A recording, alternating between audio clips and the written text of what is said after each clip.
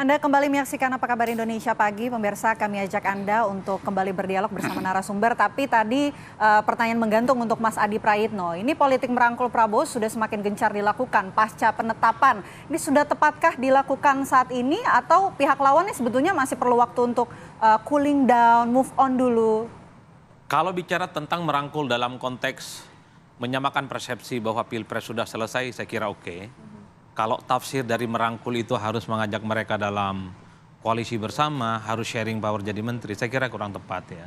Saya dari awal selalu mengatakan bahwa haram hukumnya bagi partai nomor 1 dan 3 bergabung dengan kubunya Prabowo Subianto. Kenapa haram, Mas Adi? Ya jelas dong, mereka kan menuduh hasil Pilpres itu penuh dengan kecurangan. Ya. Kan lucu orang yang menuduh curang hasil pemilunya mau bergabung dengan hasil pemilu yang dianggap curang. Oke. Jadi supaya ada pernyataan dan sikap politik yang inline dan sama. Jadi supaya panggung depan dan panggung belakang sama gitu ya. Betul. Jangan panggung belakang minta masuk koalisi, panggung depan minta didiskualifikasi gitu. Artinya apa? Kalau memang partai-partai 1 dan 3 ini mengatakan hasil Pilpres kali ini curang, untuk apa bergabung dengan hasil pemilu yang curang? Tapi kan partai Mestinya di politik situ. butuh juga untuk keberlangsungan. Kalau nggak masuk dalam pemerintahan bagaimana? Itulah problemnya.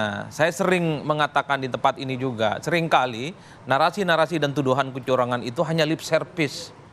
Hanya di permukaan. Karena secara prinsip setelah Pilpres usai, KPU memutuskan, MK juga memutuskan siapa yang memenangkan Pilpres. Partai-partai yang selama ini menuduh ada indikasi kecurangan, ada ketoliman dalam Pilpres, itu berkongsi menjadi satu sama yang lain. Oke. Bagi saya, apa yang kemudian muncul dalam pikiran kita?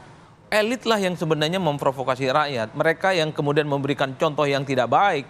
Bahwa sebenarnya kecurangan itu hanya sebatas narasi karena dia dirugikan secara elektoral. Ya. Bahkan kalau mau konsisten sebenarnya. Kalau saya di kubu 1 dan 3, saya akan mengatakan nggak boleh bergabung dengan Prabowo. Haram dan Gibran. hukumnya? Haram hukumnya.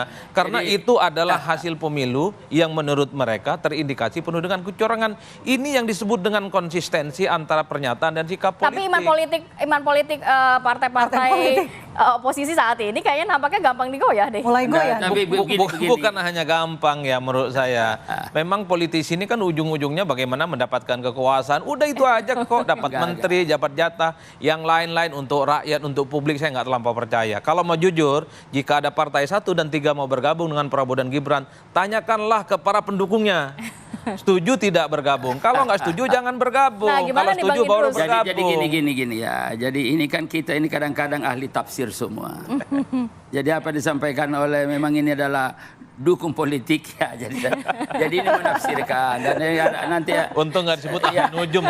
teman saya Salam Cadas ini kan luar biasa juga. Nah, saya ingin mengatakan begini. Pernyataan Pak Prabowo sekali lagi adalah pernyataan yang tulus menyampaikan ini kita satu keluarga ini. Oke, mengajak Dan begitu ya. sekaligus menyampaikan Mas Adi bahwa sekarang presiden sudah terpilih ini saya. Ya. Hentikanlah polarisasi yang mungkin terjadi selama ini. Ada kubu ada, ini kubu ada, tidak. Sekarang satu pemimpin. Kan itu kan masalahnya. Jadi Pak Prabowo mengatakan, jadi apa yang dikhawatirkan secara sosial selama ini ada polarisasi terjadi, ada pendukung si A, ada pendukung si B. Ini sudah selesai pemilu ini. Oke. Presiden hanya satu. Membuka Wakil babak baru. presiden itu satu, buka babak baru. Oke. Nah kemudian yang kedua, jadi begini, kan juga ada komitmen kita Mas Adi. Bahwa kita menyadari dari pemilu ke pemilu pasti tidak sempurna pemilu. Ya. Itu ada kekurangan. Oke. Tetapi mari kekurangan ini kita jadikan sebagai dasar untuk penataan ke depan. Baik. Makanya dari awal kami dari tim kajian strategis, Prabowo Gibran ini sudah membuat suatu rekomendasi perlunya ke depan ini penataan masalah yang namanya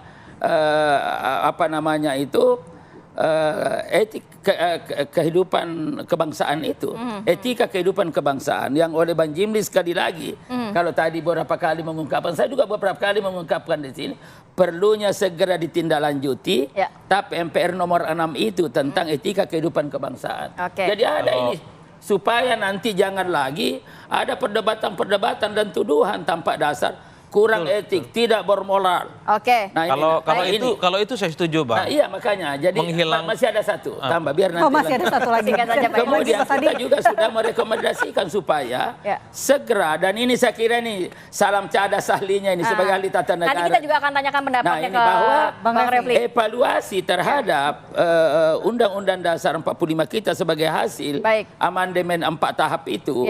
Itu kan perlu evaluasi dan banyak catatan-catatan. Karena itu perlu segera di amandemen dalam rangka penataan. Oke, siap. Banyak catatan. Bang Idrus, sedikit Mas Adi sebelum kita ke Mas Eno dan juga Mas Refli.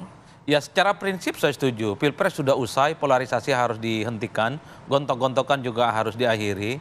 Tapi kan mengakhiri konfrontasi dan gontok-gontokan nggak harus menjadikan mereka menteri kan. Biarkan aja mereka di luar, di tempat yang sunyi, menikmati jalan hidup politik mereka di Pilpres. Bahwa mengatakan ini hasil pemilu dengan penuh kecurangan, ya udah di luar dong. Mereka punya visi misi yang beda, mereka nggak setuju IKN, mereka nggak setuju pindah ibu kota, ya sudah nikmati. Untuk apa berkoalisi dengan orang yang jelas-jelas IKN akan dibangun, ibu kota akan dibangun, infrastruktur juga akan dimaksimalkan. Itulah yang saya selalu mengatakan, supaya visi misi ide-ide besarnya itu dipraktekkan dalam pola kehidupan politik mereka. Bukan hari ini tempe, besok tahu, repot ini barang pemilu jadinya, Bersatu Bang. bukan berarti semua berkoalisi begitu. Ya berkoalisi saya kira oke, koalisinya ide dan gagasan. Kalau memang Prabowo Subianto dan Gibran gagasannya bagus, oke setujui. Kalau memang bertabrakan, ayo kritik. Tapi kan posisinya nggak harus di dalam. Seperti misalnya ada 8 agenda perubahan yang diberikan oleh PKB ke Prabowo dan Gibran. Jangan-jangan yang 8 itu adalah sesuatu yang selama ini berseberangan. Tentang IKN, yang nggak tentang hutang, yang selalu mereka sampaikan kepada publik. Baik, saya nanti mau ke Mas Eno dan juga Mas Refli. Kalau Mas Eno kan melihat tadi Mas Adi mengatakan ini haram nih sebenarnya hukumnya untuk 01 dan juga 03 nantinya untuk masuk dalam kabinet. Tapi tidak bisa ditafikan, suara PDIP ini kan juga tinggi di legislatif. Dalam arti dibutuhkan nantinya untuk memudahkan dari program-program yang akan dilakukan oleh Prabowo Gibran. Nanti seperti apa tanggapannya saat lagi tetap bersama kami.